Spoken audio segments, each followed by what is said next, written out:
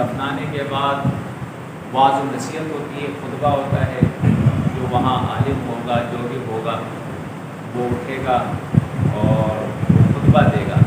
اس میں بعض لوگ یہ آپ نے دیکھا ہوگا کہ پاؤں کی طرف کھڑے ہوتے ہیں، سر کی طرف کھڑے ہوتے ہیں، سر والا جو ہے وہ سورۃ البقرہ کا جو ہے ابتدائی آیات کو پڑھتا ہے، پھر پاؤں والا جو ہے سورۃ بقرہ کے آخری آیات کو پڑھتا ہے۔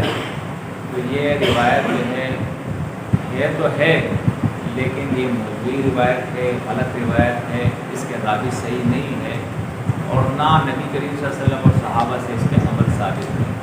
جو ثابت ہے وہ یہ ہے کہ ایک آدمی کھڑے ہو کے واعظ نصیحت کرے گا اور دوسرے لوگ سارے بیٹھے ہوں گے اور خاموشی کے ساتھ اس واعظ نصیحت کو سنیں گے۔ واعظ نصیحت جب ختم ہو جائے گی بس یہ معاملہ ختم ہو گیا۔ اب ہاتھ اٹھا کے دعا کرنا، آپ انفرادی طور پہ ہر وقت اس کے لیے دعا کریں، کوئی پابندی نہیں ہے، لیکن وہاں اجتماعی دعا کرنا ہاتھ اٹھا کے، یا گھر جا کے 3 دن تک لوگ بیٹھتے ہیں، تعزیت کے لیے آتے ہیں، ہاتھ اٹھا کے دعائیں کرتے ہیں، یہ سارے بدعات ہے۔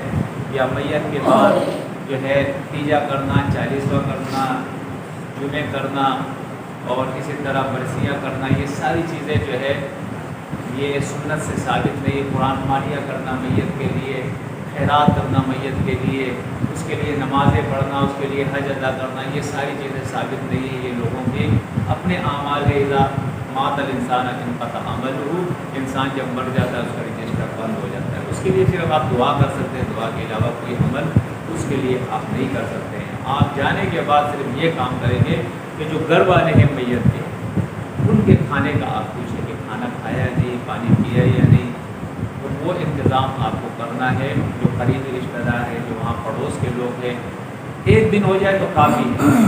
گھر والے اگر کہیں نا کہ بھائی اللہ کی چیز پہ اللہ لے لیں گے، کوئی بات نہیں، ہم خود کر لیں گے، تو یہ اور اچھی بات ہے۔